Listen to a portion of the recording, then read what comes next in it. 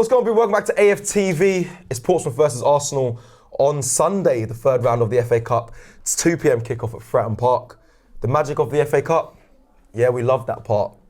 But Pompey, this is the end, not the start. Here we go, we're in. I needed something to cheer me up. Yeah, that cheered me up a bit. Good, a bit. Good. Well, I mean, last night was dreadful, if we're being honest. Last night was dreadful. Understatement, bruv.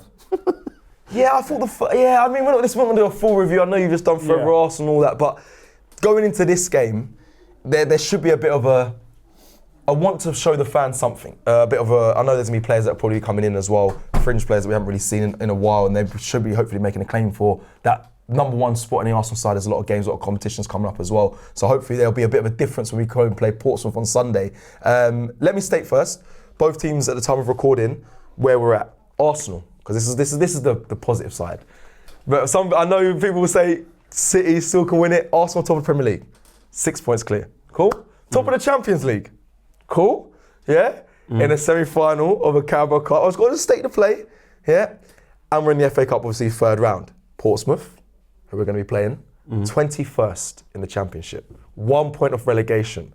Obviously, there's the magic of the FA Cup. They're in the FA Cup. There could be an upset. We're hoping not for that, yeah? That's where they are. That's the state of play right now. So, as fans, both of us, we've got Dan Potts, three of us, Dan Potts and Curtis, confident going into this game of just the state of play of where Arsenal are, or are you looking more at what you've seen most recently in performances and thinking, might be an upset here, there may not be. Where are you at as a fan? No, there shouldn't be no upset. Cool. Listen, we're frustrated with the game against Liverpool because we felt it was a huge opportunity to give us breathing space on Man City, and I think we all feel like to win the league we need a big points gap on Man City. We don't want to be close to them. In terms of this game, this is a chance for players to prove themselves, because there's a lot of guys not getting minutes at the moment, and if I was on the bench last night watching that game as a player, I'd be thinking, maybe I can still get back into this team. They're not all playing great, especially the attack at the moment. So I think for Eze, I was saying there would be interesting if Ethan plays, because you'd expect Ethan to play, but if he's going on loan, the loan club wouldn't want him to be cup-tied in the FA Cup. It's very true. So you'd probably say, I don't want him to be involved if I'm signing him. So it'd be interesting if he's involved. Obviously Havertz, we've heard about managing his injury or whatever. Is he available? Is he injured? What's going on with him? Is he not? Is he? What is it? I want to see wholesale changes for this game. Wholesale. I don't even want Declan Rice to be in Portsmouth. I want him to be in his house playing on FIFA or something.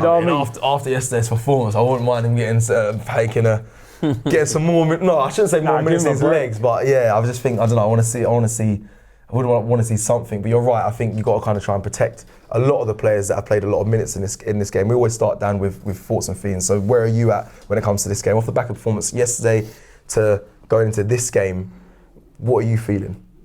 Yeah, I think it's important we don't go in too much on last night, because I think we've said enough on that content-wise on this channel. And look, it was frustrating, but we have got a very strong squad, and I can't have going into this game nervous, because we've got a squad that's good enough to beat Portsmouth. Yeah. Now, if you look at the making wholesale changes, I actually agree with C. I think we do need to make wholesale changes. My problem with that is I don't think we can make wholesale changes due to injuries, right? So particularly at the back, I imagine Gabriel and Saliba will probably want to rest, but we're not going to be able to, because we don't have any other centre-backs from what I understand. So that's going to be quite difficult. We don't know what's happening with Nkapie. We don't have Calafiori Mosquera back fit. Ben White, I'm not sure what's happening with him, if he can start or not. Hopefully he can. So I'm looking now thinking, defensively, there's a lot of talk about players coming in, and everyone's going, well, we don't need defenders. Well, it's probably the shortest area of the pitch right now. So that's a bit of a concern. However, wholesale changes need to be made. We need to go through. We need to beat Portsmouth. We can't be worried about this game. This is a great opportunity to rotate. This is a great opportunity to give players a rest, which I think clearly need it from last night. Talk about Rice, talk about Zubamendi. They have played a lot of games. Urian Timber's played a lot of games.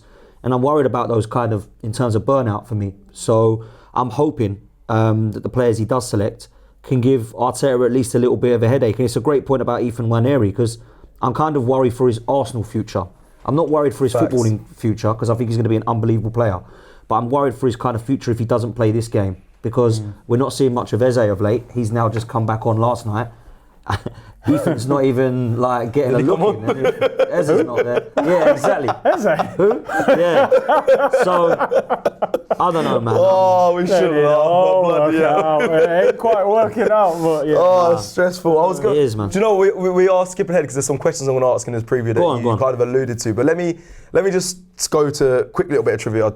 Us two, Portsmouth and Arsenal, we actually played in the last time we won the FA Cup. Does anyone remember the score when we played them? It was in 2020. Does anyone remember the score?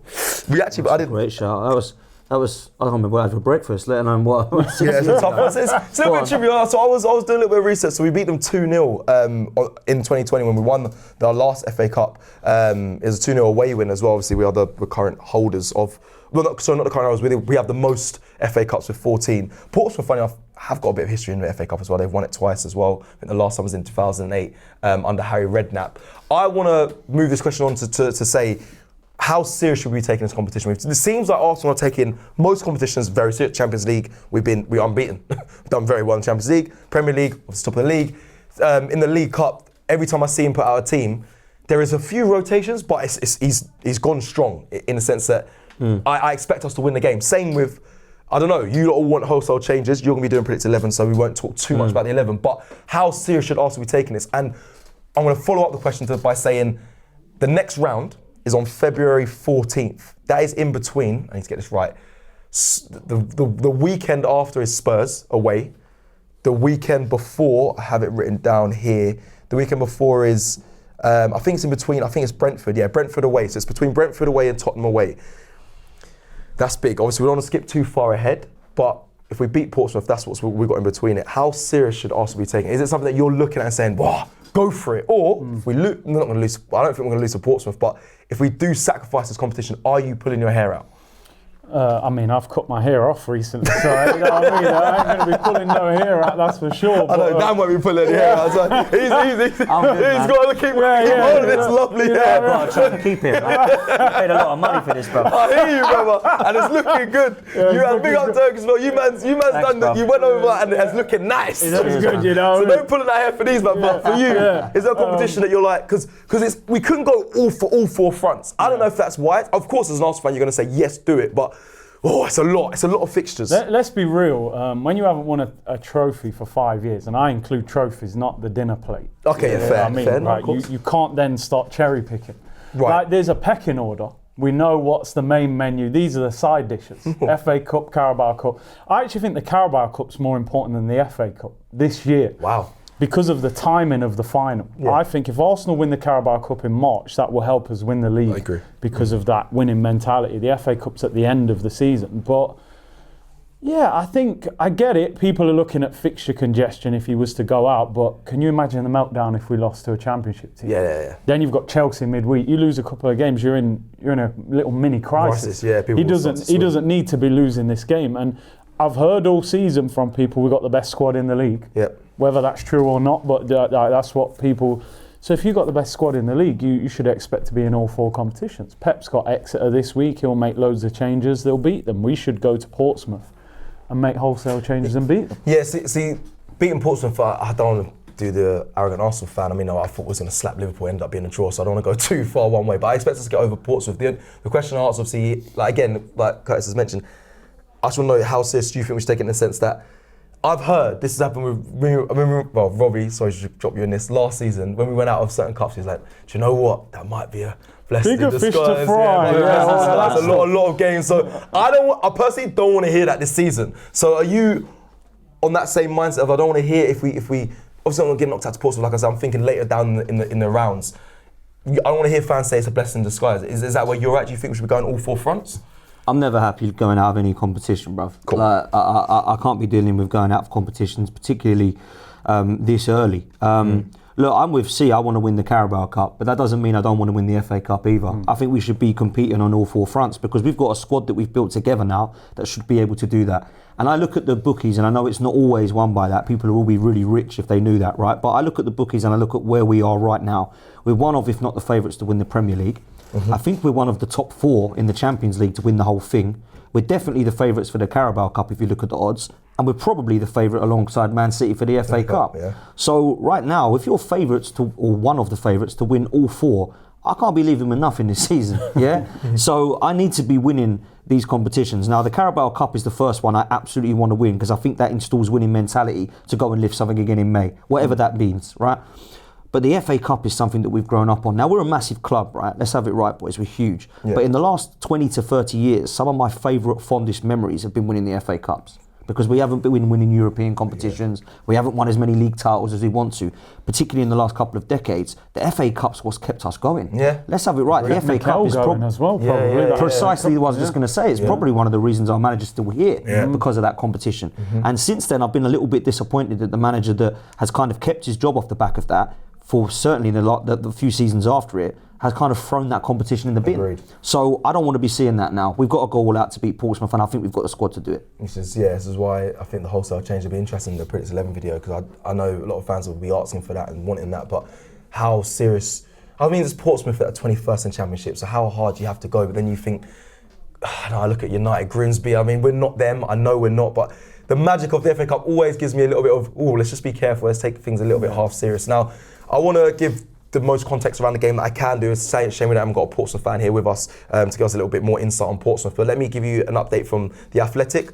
Arsenal, I don't know how happy you will be about this, will be wearing red and white, not the all-white kit. Thank Listen, I'm not going against the campaign. The campaign is great. There's absolutely, still, the No More Red campaign, but the kit, the kit was a little bit of a. It brings that Tottenham feeling, and we always seem to lose. It's awful. The initiative will still be there. They'll still be donating into it. Arsenal will still be doing sending the proceeds and whatnot. They'll be doing all that stuff, but we would not be wearing the all-white kit. So I just wanted to make that very clear. So I know it's traditionally the past 3 seasons. I think we wore the all-white kit in this game. That's not happening.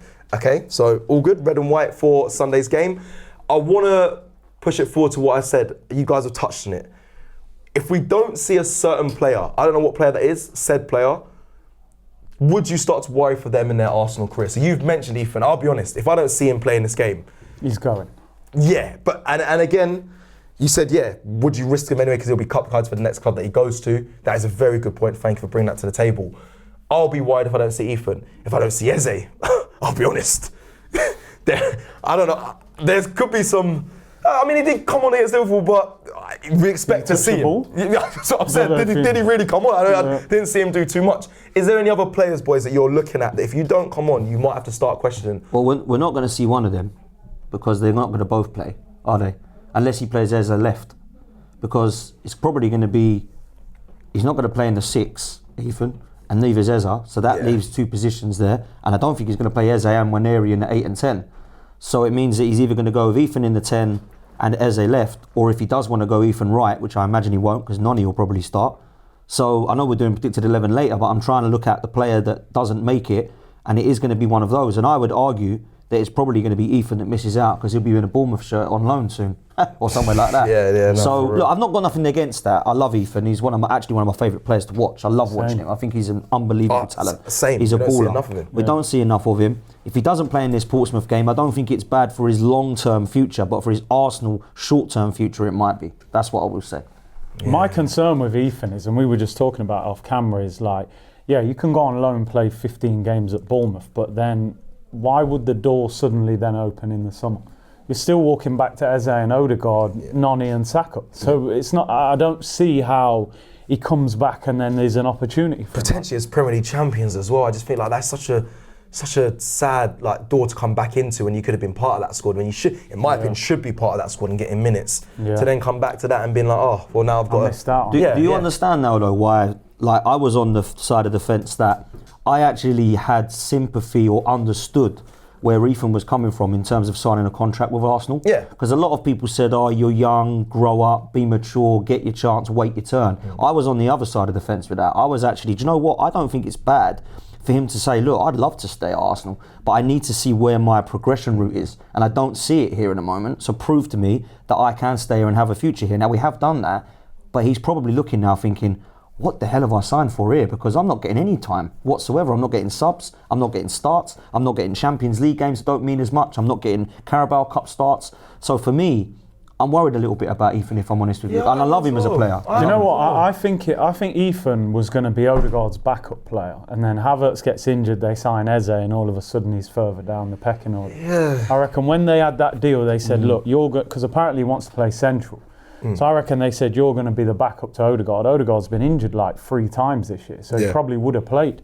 And then as soon as Havertz gets injured, Eze turns up, and I think Ethan's like the forgotten man, isn't he? And we've also forgotten about the fact, because he's injured, Max Dowman's coming through as well.